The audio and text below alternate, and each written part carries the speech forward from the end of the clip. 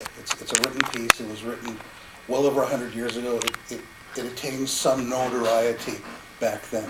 So I'm referencing a piece written a while ago. Specifically, feature this. It's 118 years ago. Cuba. What are they doing in Cuba? They're having a revolution. We call it the Spanish-American War. So what happens to our folks in Washington whenever there's a crisis in your backyard? They get on it, and they get on it real quick. Then President of the United States, 25th President of the United States, William F. McKinley, needs to get a message to Garcia. Garcia is in a stronghold in Cuba. Who are you going to call? I'll remind you that 118 years ago, the first wireless telegraph was being developed. So there was no way of communicating with anyone that far away except by courier. So the president asked his number one man, Vice President of the United States, Theodore Roosevelt, who can do this? If anyone can get this message to Garcia, Andrew Summers Rowan can. West Point graduate, highly acclaimed, highly focused.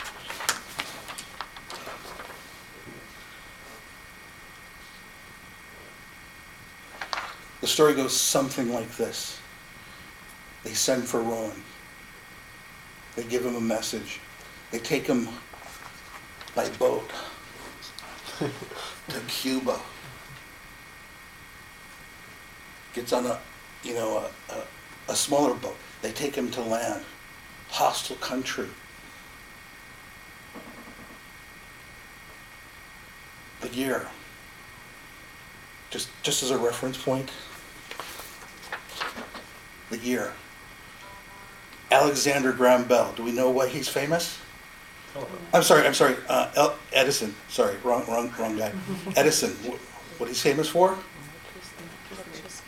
And the light bulb. He invented the light bulb. He was 51 years old at this time. So they drop Rowan off in Cuba. I can't even imagine this. He sneaks into a foreign country with a message, and he's got to find the general in the stronghold in the middle of the country and deliver the message, and then make his way back to the boat on the other side of the island and go home. Week and a half. Finds the general, delivers the message. A week and a half later, there's my boat. Zoom! Gets on the boat, comes back. And years later, we have a lesson in focus, diligence, raw courage. I mean, how often has someone given us an assignment and we go, well, shouldn't this be Buck's to do? Was I hired? Was I hired to do this? Maybe someone else should do this job. Here's a stellar example. The man never said anything. He said, I can do this. He took the message. He put life, liberty on the line for a message to a man he didn't know, for the President of the United States. So next time you're given that little something to do, remember, you can do this, kick it back somewhere, or you can grab a hold of it and put it to bed as best you can.